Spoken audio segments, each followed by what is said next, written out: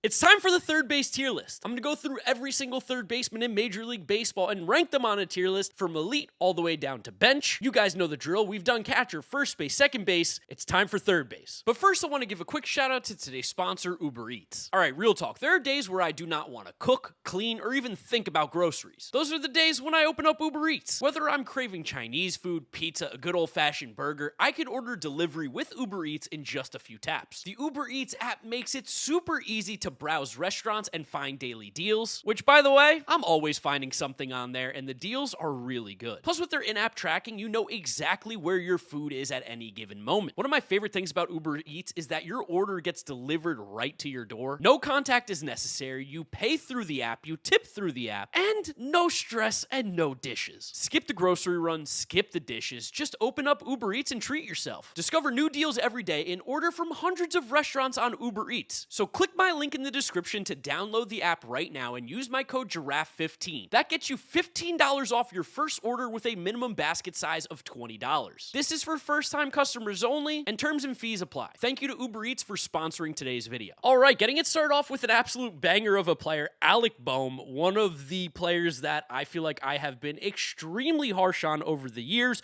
and for good reason. He's not a good fielder. He's a completely average hitter. I'm putting Alec Bohm in average. He's a league average hitter. He has a horrible glove at third base. He is a first baseman playing the position. Alec Bohm is not a bad player by any means, but I don't think that he is necessarily a guy that you can rely on to be a heavy lifter on your roster. The bat just never has gotten better really since that first season. We sometimes see some power. He is a high average guy, high contact guy, but the pop has just not really shown up enough that makes you believe that Alec Bohm is really anything than an average third baseman. So that's where we're going to put him, and I can't wait to see. We're starting off with the first one already. I feel like people are going to be upset. Ooh, Alex Bregman. Is he the first elite third baseman in today's video? It kind of feels like he could be right. I mean, 938 OPS. We've seen him be a top player before. Plays good defense at third base. Doesn't strike out. Gets on base. Fenway is a perfect place for him to play. Of course, he's got an injury, and he's going to come back in a little bit, which is why Marcelo Meyer is also on this, and I guess maybe I'll just drag Marcelo Meyer up too when I do the Red Sox just in general here. Alex Bregman feels like he should go in elite, right? Is that crazy to put Alex Bregman in elite right now? I don't think it is. We're going to throw Bregman up there. He's playing really good baseball. He is a good baseball player. I don't know how long he'll be elite for, but as long as he's in Boston, playing the way that he has, he is one of the best third basemen in the game. Now, there are better. I'm not saying he's the best, but in terms of elite third baseman, I think Alex Bregman has to be in that tier for sure. And then with Marcelo Meyer, it's been a small sample. He's so young. I think the potential is still super high, but as of right now, I am going to drag Marcelo Meyer into average. We've seen glimpses of how good the bat can be. We've seen that he plays a very solid third base. You love the bat speed. You love all the stuff that you've seen thus far. It's just, it hasn't amassed to any big numbers yet in under 100 plate appearances. It's hard to judge a lot of guys that don't have the track record. Marcelo Meyer, I think, will be an all-star caliber player, but at this exact moment, average. Austin Riley a couple years ago was no doubt easy elite, but we are going on around 700, 800 plate appearances now where he has been very good. He's still a very, very good player. He's great. The bat speed's awesome. He plays a pretty good third base. He's shockingly a great athlete. I don't know how the Braves did it. They went from Austin Riley, who was kind of a little bit chubby, slow, not the greatest athlete, couldn't field, to now he's a good fielding third baseman with good speed, great power, good overall hitter. I'm going to put Austin Riley in all-star. I know it's another down season, but the Braves in general are just a little weird and down this year, except when they play the Mets. But I think if you don't think that Austin Riley is one of the 5, 6, 7 at worst best third baseman in the league, you're smoking something. So we're going to put him in all-star for sure. Ben Williamson, this one's easy. I mean, he's benched. The Mariners have such a weird roster where Ben Williamson is playing as much as he is. I know there are injuries to this team, but not at the third base position. They just chose to leave a gaping hole there. And I know he's got a pretty good glove. That's kind of the whole thing with Ben Williamson, but 602 OPS and an okay glove is just not someone you want playing every single day. So, unfortunately, we're putting him down in bench. Brady House, I mean, 42 plate appearances. It is impossible to tell. Now, some of the concerns that you saw at the minor league level are true, that he's going to strike out a bit. He doesn't have the greatest plate discipline, but he hits the ball really hard, and that's stuff that you love to see.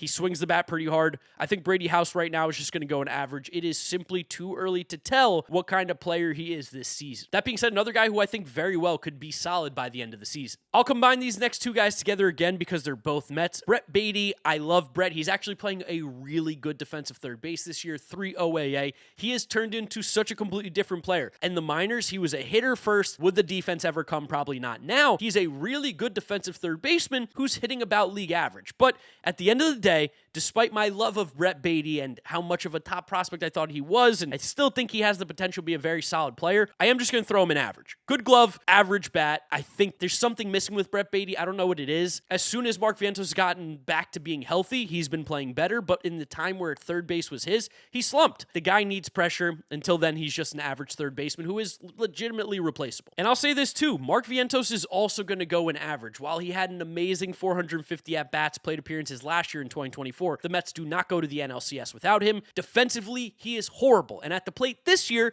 he has taken major steps back. The bat speed's bad. He's chasing, he's swinging and missing. He's not hitting for that same power, that same oomph that we saw in 2024. And again, with how horrendously bad his glove is. He's got to be the worst defensive third baseman in baseball right now since Rafael Devers doesn't play the position anymore. I love Swaggy V. I think he is going to step up. I think he's going to bounce back. But until we see it, I tend to believe that he is just an average third baseman rather than the guy that we saw last year until proven wrong. So Swaggy V and Brett Baty both an average. How about that for my Mets bias, huh? To be fair, I am a little bit tougher on these guys than I feel like a lot of the other players because I know the ceiling is there, but please do it consistently. Show me something. Brooks Lee of the Minnesota Twins, we were also going to combine him with Royce Lewis in this one because they're both third basemen for the Minnesota Twins. Brooks Lee feels average. I mean, he is just kind of a slappy kind of hitter. The exit feelers aren't great. The barrel rate isn't particularly good. He's not horrible defensively, but he's also not very good. He feels like a guy that is just replacement level right now. He was a top 10 pick in the draft back in 2022. I do think he'll end up being a solid player, but at this exact moment, similarly to some of these other guys, I just haven't seen that bump yet. He's improved, though, from last year. The bat is getting better. He's hitting for a higher average.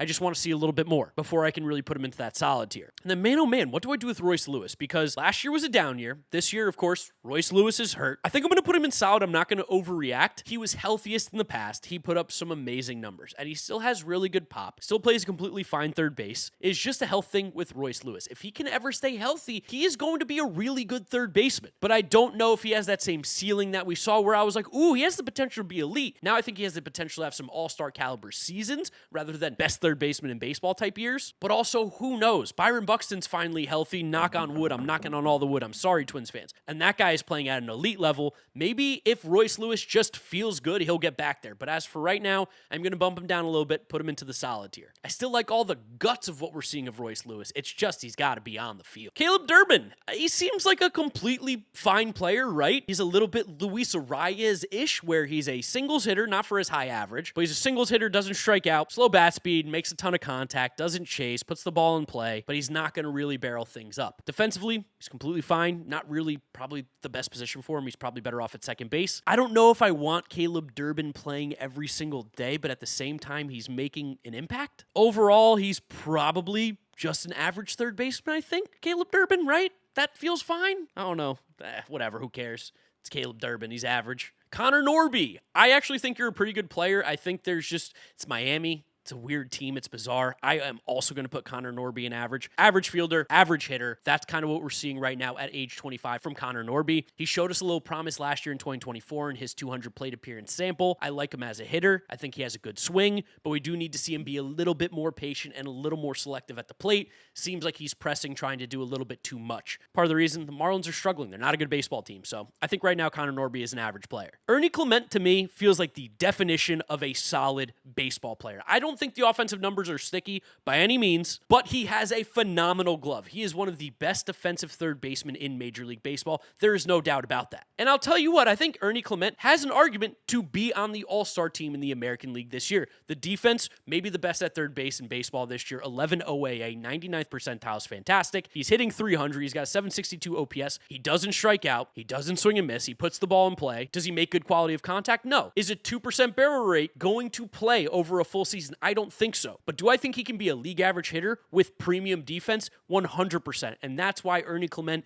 goes in solid. He is a winning baseball player, someone you want on your team. And when you have a good lineup in front of him and he can hit 7th, 8th, 9th in your lineup, this is a fantastic guy to have. But when we're talking about that all-star tier, we're looking for middle of the line of big-time players. Ernie Clement's not that guy, but he's very good. Eugenio Suarez, what do we do with you? You are such a confusing player. Deadpool, home runs, 25 of them. I mean, that's pretty valuable, right? The defense this year's down, but in the past it's been good. So you're probably an average to maybe slightly above average third baseman defensively, and you absolutely mash. Eugenio Suarez has to go an all-star, right? He's so volatile with how he plays, but one thing that never changes is that he's going to strike out, but he's going to hit bombs, and he's got 25 of them right now. 25 home runs and 892 OPS. That to me plays. Like, that power is elite. The barrel rate is one of the best in baseball. I think Eugenio Suarez just has to go in that all-star tier. Despite maybe having some shortcomings, he hits home runs, and that is extremely important. If you do it at the rate that he does, again, 25 homers halfway through the season, guys. We're looking at a guy who's on pace for 40 to 50 home runs this year in that span.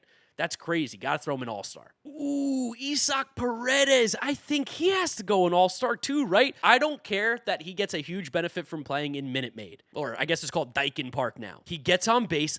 13% walk rate's crazy. He doesn't strike out. He doesn't whiff. The barrel rates are not as high as you'd like, but again, in that stadium, it plays because all Isaac Paredes does is pull the baseball. He has literally never hit a home run to opposite field in his career, which is kind of crazy. Isaac Paredes has got to be all-star, right? But then we're going to have so many guys in all-star. Oh my God. I think for now I'm going to throw him in all-star, but it feels like third base is kind of a loaded position right now. There's like 10 really good players. So let's keep on moving. Now, hopefully you guys will understand this one. Jazz has now moved to third base for the New York Yankees. And I think at the third base position, Jazz Chisholm, compared to his peers, is more of a solid third baseman rather than all-star, where at second base, I think he separates himself a lot more. So for those reasons, I think I'm going to put Jazz Chisholm in solid right now. I do think he's better than Ernie Clement. I do think he's better than Royce Lewis, but I don't think he's in that same category just yet of Austin Riley, Eugenio Suarez, Isaac Paredes. Those guys feel like they are just better players. Jazz gets on base a ton. He is playing really well at Yankee Stadium. That swing fits there beautifully as well. But I do think that there is a slight separation between him going into all-star at third base and him going into all-star at second base,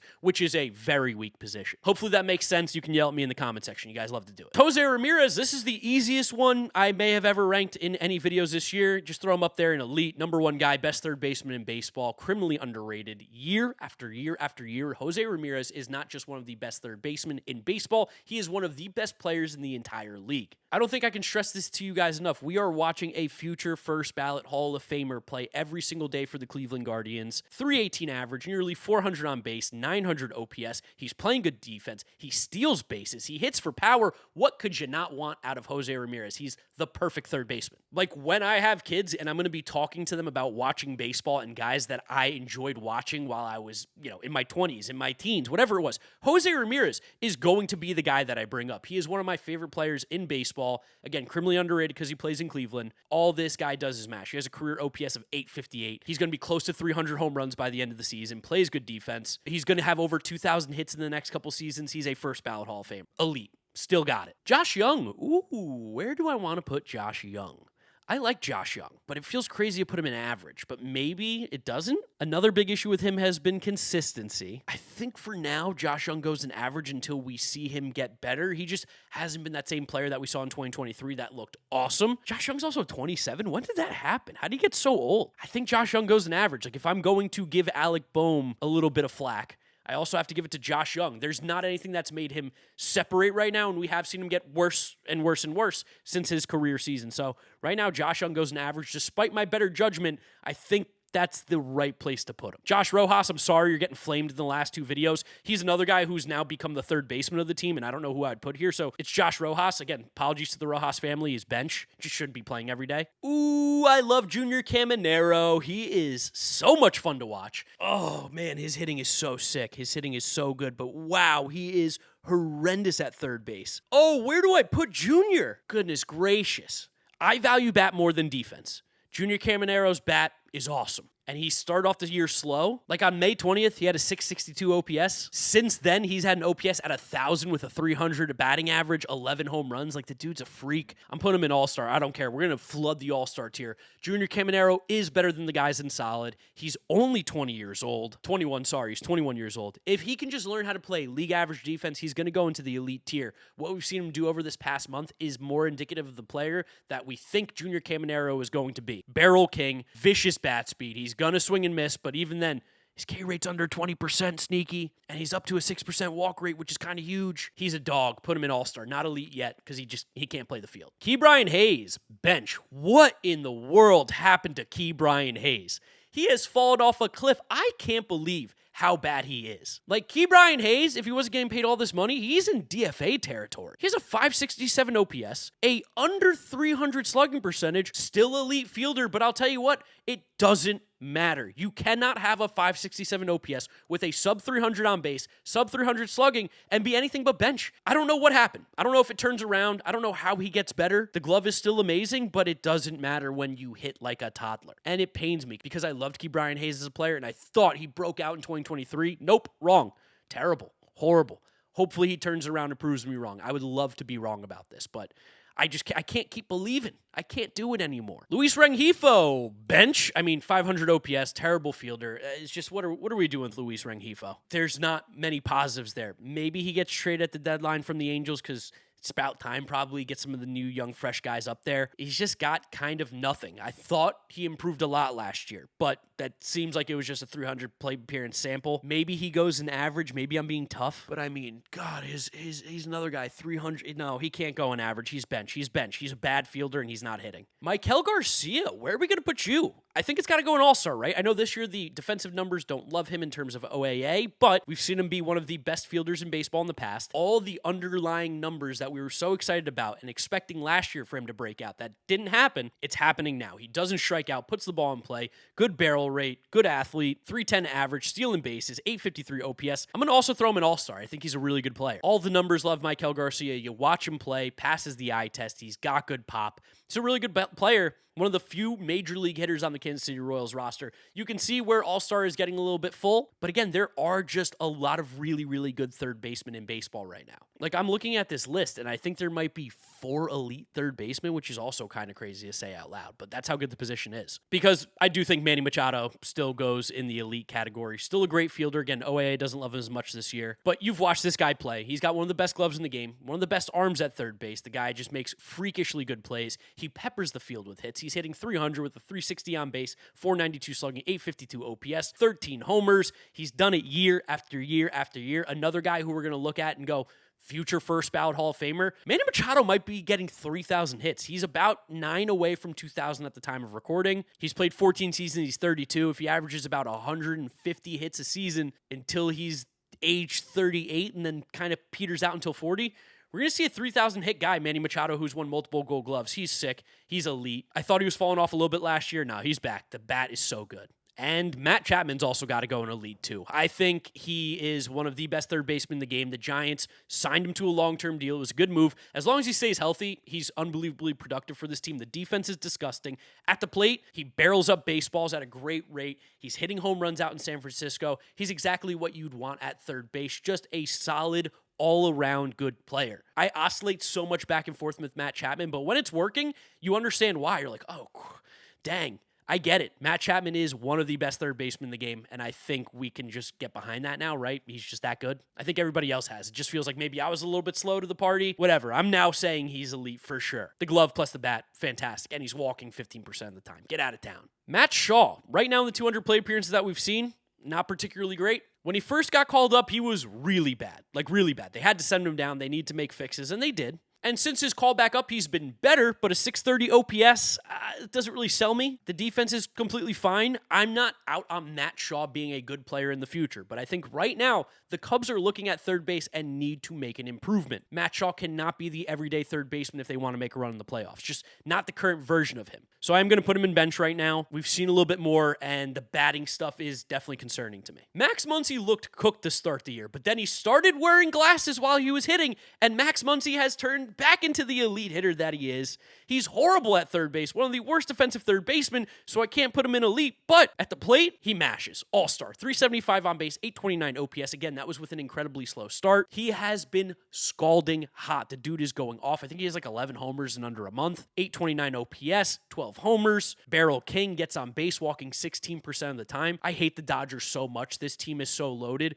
I thought Max Muncy was going to fall off this year at age 34. We saw it early in the year, and then we found out he just couldn't see. Put on glasses, he's so back, all-star. This is going to sound crazy, but Max Muncy, the third baseman for the A's, yeah, right now, just a bench player. He's striking out 35% of the time, not playing great defense. He just shouldn't be playing every single day, and I know Giovanni Urshela, I think, came back. He might end up playing a little more at third base, but for now, Max Muncy playing every single day, not a productive player at age 22. Still young, not giving up on him, but this moment, similarly to Matt Shaw, just not a good option. Nolan Arenado, he is going to go in the solid tier. He is someone who I think the Yankees need to try and make a trade for. I know the Cardinals are in the playoffs right now. They're playing really good baseball, but I think if you could get off of Nolan Arenado's contract, trade him, you have to consider it. And I think if you're the Yankees, you move Arenado to the third, you move Jazz back to second, which is where you want him to be. That improves your team a lot. He is a solid third baseman. He doesn't strike out. He's only striking out 10% of the time this year. He has given up a bit of power for that, but now he's strictly pulling the baseball, which is good to see when you're trying to not strike out as much. Arenado is just solid. He's pulling the baseball more. I like what I see out of Arenado, but he's not the same Nolan Arenado he once was. I think we can all agree on that. Ramon Urias.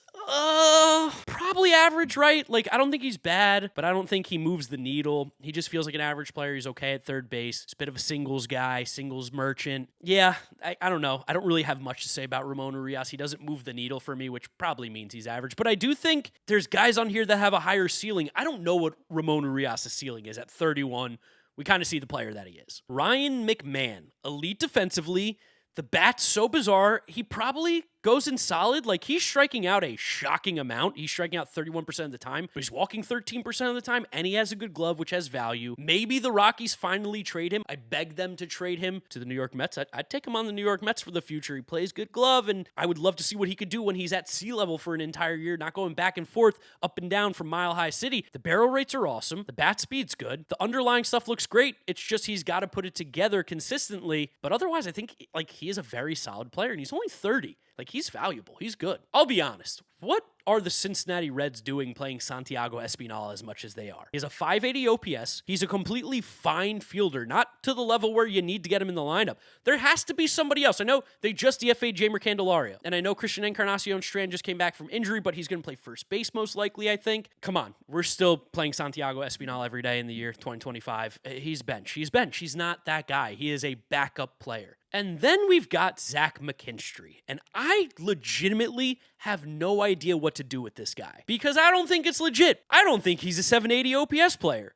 but he is walking 10% of the time, so the on-base stuff feels kind of sticky. But I don't think he's this good of a hitter. I truly think he is an average player, and I think his value, again, is that he's utility. Tigers fans might get mad, but also at the same time, you're trying to trade for Eugenio Suarez to play third base, right? I mean, there's a reason. He's not bad. He does not hurt this team. He is valuable. But I think as an everyday third baseman, you don't feel comfortable. So despite having a 780 OPS and a 350 on base, it doesn't feel sticky with the kind of hitter that he is. The batting average feels super high. The slug is like 60 points higher than what it should be. He is probably more of a 700 OPS guy than closer to 8. So we're going to drop Zach McKinstry in average. And there it is, the third base tier list. I'd love to know what you guys think about it down in the comment section below. Feel free to roast me. You always do. Drop a like on the video if you enjoyed it, as well as subscribe to the channel so you don't miss out on any of the content coming at you. Follow me on all my social media, GiraffeNeckMarc. Links are in description, as well as a link to my live stream where I go live watching baseball games that you guys can watch along with me. Check it out. Link in the description, playback.tv/GiraffeNeckMarc. That's where I'll wrap it up. You guys know the drill from here on out. YouTube recommends you watch this video. This is my most recent upload. Click through those if you have not yet seen them.